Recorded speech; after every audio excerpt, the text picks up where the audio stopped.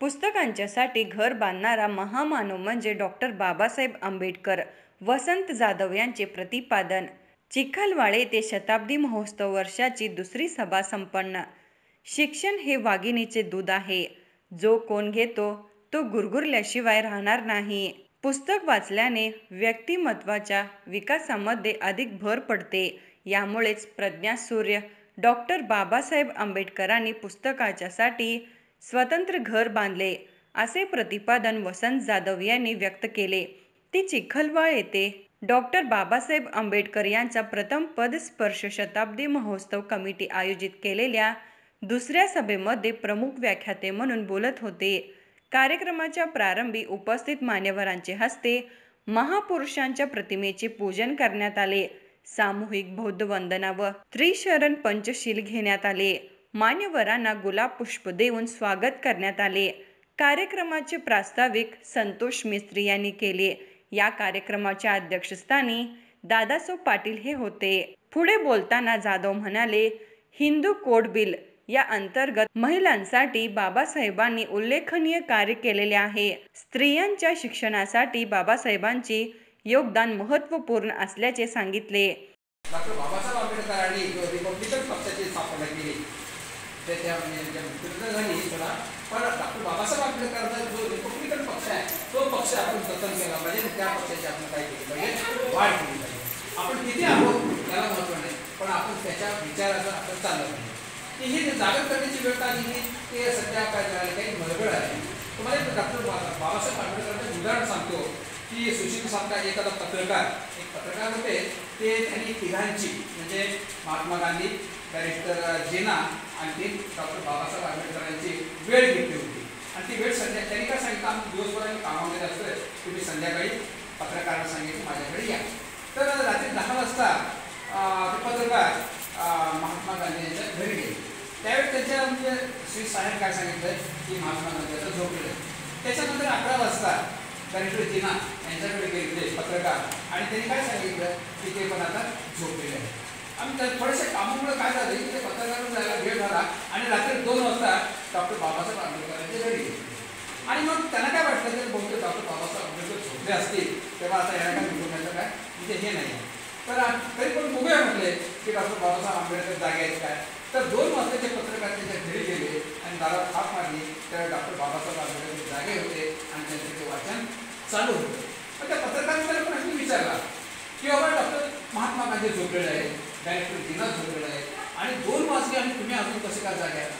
तर त्यांनी फार सुंदर उदाहरण म्हणजे डॉक्टर आंबेडकरांनी एक उदाहरण दिलं की महात्मा गांधीचा समाज आणि बॅरिस्टर जीनाचा समाज हा जागा आहे. हा काय जागा आहे, पण माझा जो समाज आहे का नाही तो झोपलेला आहे. माझा जो दलित समाज आहे ना तो झोपलेला आहे आणि त्यांना जागा करायचं काम हे मला करायचं आहे. ते निद्रावस्थ आहे, त्यांना जागा करण्याचं काम मला केलं पाहिजे. म्हणून मी अजूनपर्यंत जागा आहे आणि इथून पुढे पण जागा राहणार आहे. मात्र काय झालं पाहिजे की माझा समाज जागा झाला. तीच परिस्थिती आज निर्माण झाली. शताब्दी महोत्सव अध्यक्ष सुधाकर माने म्हणाले, शताब्दी महोत्सवाच्या निमित्ताने बाबासाहेबांचे आचार विचार समाजामध्ये रुजवण्यासाठी हे कार्य सुरू असल्याचे सांगितले आणि शताब्दी महोत्सवाचा आढावा सांगितला.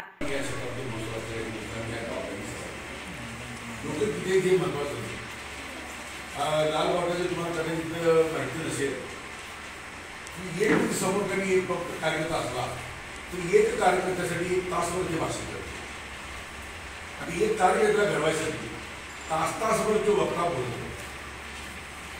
आता तुम्ही लोक कधी आहेत म्हणजे आम्हाला कधी काय वाटणार नाही का जे दर्दी आहेत ते हजर होणार आणि सगळी जमा झाली सगळी लोक जमा झाली. तर या ठिकाणी मला इतकं सांगावं वाटेल की कालची लोकसभेची जी निवडणूक झाली ती फक्त बाबासाहेबांच्या संविधानावर एक बाजू बदलतो म्हणायची, एक बाजू बदलून म्हणायची, नंतर बदलतो म्हणणारे ते सुद्धा पलटले, ते सुद्धा ते संविधान वाचवायला लागले. संपूर्ण भारतभर बाबासाहेबांच्या संविधानावर एक लोकसभेची निवडणूक होती. मात्र बाबासाहेबांची माणसं मात्र कधी बाबासाहेबांना मंत्री झाला. आज जर आपण बघायला गेलो तर आपला प्रत्येक कार्यकर्ता एक पक्षाला चिकटतो आणि प्रत्येक आपल्या कार्यकर्त्याला त्याच्या खांद्यावर असा एक मोठा हात पाहिजे, आशीर्वादाचा हात पाहिजे. कुणाला ह्या पक्षाचा आशीर्वाद पाहिजे आहे, कुणाला त्या पक्षाचा आशीर्वाद पाहिजे आहे. प्रत्येक दरम्यान मोठ्या पक्षाचा आणि आशीर्वाद घ्यायला पाहिजे. आणि बाबासाहेबांचा कोण माणूस आहे आता शुद्धीकडे भेटायची पाहिजे. तर आजच्या काळामध्ये बाबासाहेबांच्या पक्षाचा निवडून यायचं अवघड आहे. ग्रामपंचायत सुद्धा येणं अवघड झालेलं आहे. हे विधानसभा ह्या गोष्टी अवघड झाली. ते कशामुळे व्हायला लागले की बाबासाहेबांच्या विचारांची अधोगती व्हायला, बाबासाहेबांच्या विचारांनी इतकोट न झाला, बाबासाहेबांचे लोक आपली विसरायला. यावेळी अनेक मान्यवरांनी आपली मनोगते व्यक्त केली. सुशांत सटाले, प्राध्यापक A.Y. कांबळे, लखन कांबळे आदीने आपले मनोगते व्यक्त केली. कार्यक्रमाचे अध्यक्ष दादासाहेब पाटील यांनीही मार्गदर्शन केले. यावेळी या कार्यक्रमास लखन कांबळे, सचिन पुजारी, सुरेश तराळ, सिद्धार्थ कांबळे, सागर पुजारी यांच्यासह अंबिरा तरुण मंडळाचे सर्व पदाधिकारी उपस्थित होते. कार्यक्रमाचे सूत्रसंचालन सुशील कांबळे यांनी केले, तर आभार सचिन पुजारी यांनी मानले.